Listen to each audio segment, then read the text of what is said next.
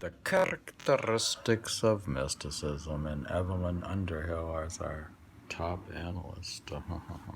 How many analysts are there? Not that many. We have, to summarize it, she's saying that mysticism is practical, not theoretical. She says mysticism is entirely spiritual activity. And 3, the business and method of mysticism is love. Number 4, mysticism entails a definite psychological experience. And that's what we're looking at in summary. And page 42, mysticism is practical, not theoretical. This statement taken alone is not, of course, enough to identify mysticism, since it is equally true of magic, which also proposes to itself something to be done rather than something to be believed. It at once comes into collusion. It at once comes into collision, however, with the opinions of those who believe mysticism to be the reaction of the born Platonist upon religion. The difference between such devout philosophers and the true mystic is the difference between George Tyrrell held to distinguish revelation from theology. Mysticism, like revelation, is final and personal. It is not merely a beautiful and suggestive diagram, but experience in its most intense form. That experience, in the words of Plotinus, is the soul's solitary adventure. Quote, the flight of the alone to the alone. Does it seem like going alone to the alone?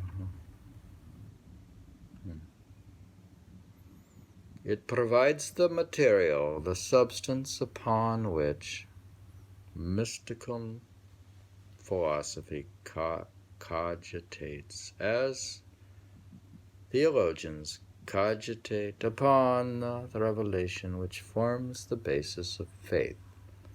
Hence, those whom we are to accept as mystics must have received and acted upon intuitions of a truth which is for them absolute.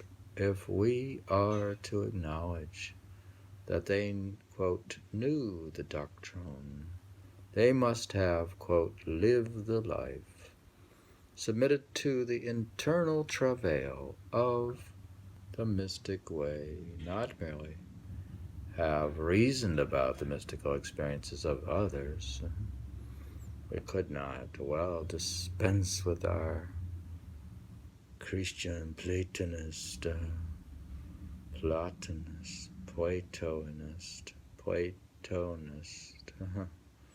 How would you pronounce it?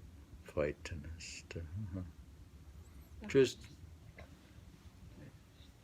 Christian Platonists and mystical philosophers, they are our stepping stones to the higher things, interpret to our dull minds entangled in the sense world the ardent vision of those who speak to us from the dimensions of reality, but they are no more mystics than the milestones on the Dover Road are travelers to Calais.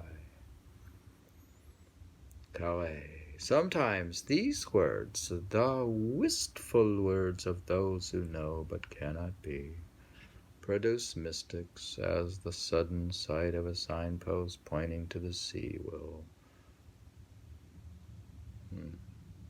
rouse the spirit of an adventure in a boy.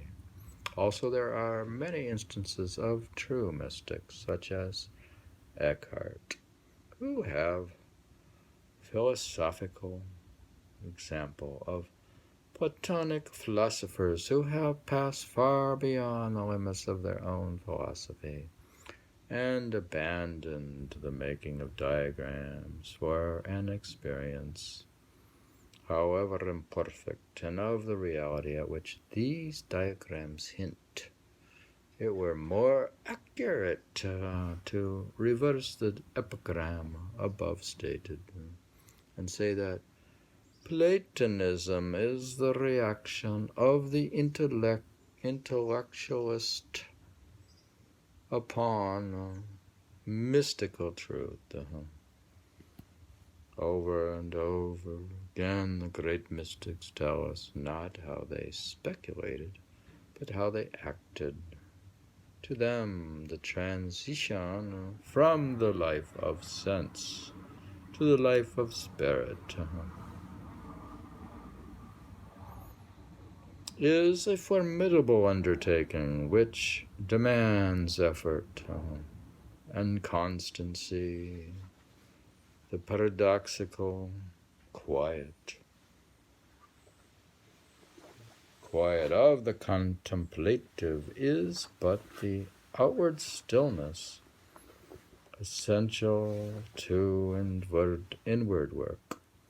Their favorite symbols are those of action, battle, search, pilgrimage.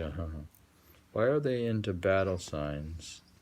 It's like they think they're military or something. They think that they're military, retired military. Quote, in an obscure night, fevered with love's anxiety, oh, hapless, happy plight, I went, none seeing me, forth from my house, where all things quiet be.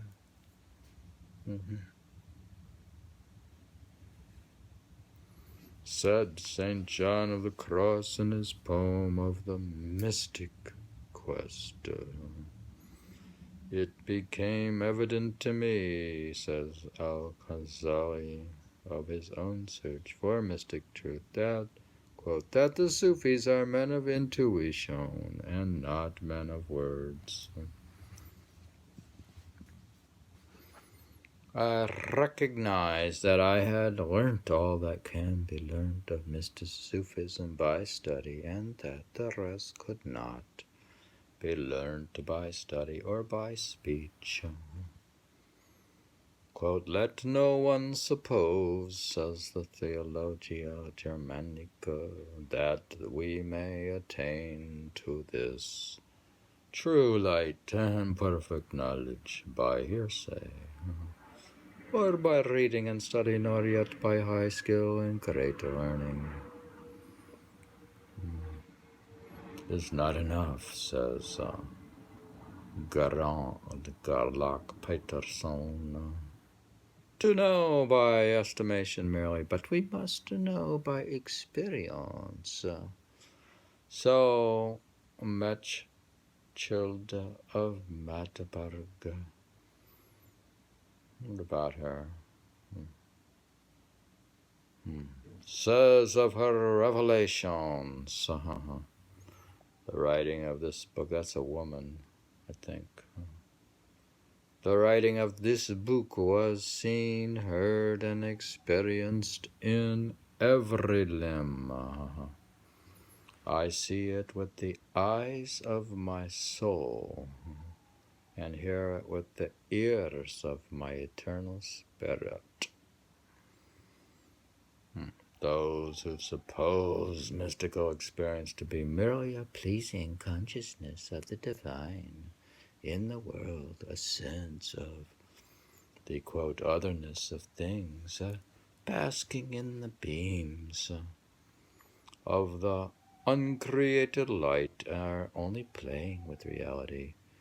True mystical achievement is the most complete and most difficult expression of life which is as yet possible to man. It is at once an act of love, an act of surrender, an act of supreme perception, a trinity of experiences which meets and satisfies three activities of the self. Religion must give us the first, and metaphysics the third of these processes. Only mysticism can offer the middle terms of the series, the essential link which binds the three in one. Secrets, says St. Catherine of Siena, are revealed to a friend who has become one thing with his friend, and not to a servant. We had read on the topic of mysticism is practical, not theoretical, which is within the 4th chapter of the Characteristics of Mysticism, which is in the book Mysticism.